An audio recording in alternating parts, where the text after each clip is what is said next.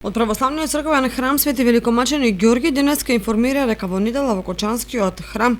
ќе пристигне копија од чудотворната икона Пресвета Богородица Вратарка Иверска во православниот свет позната како Портаитиса. За наша голема радост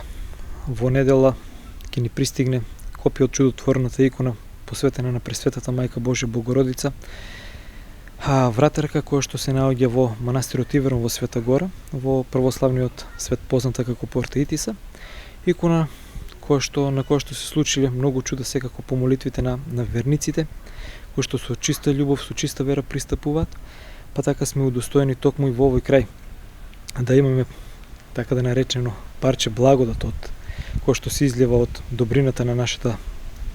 мајка и владичица Пресвета Богородица.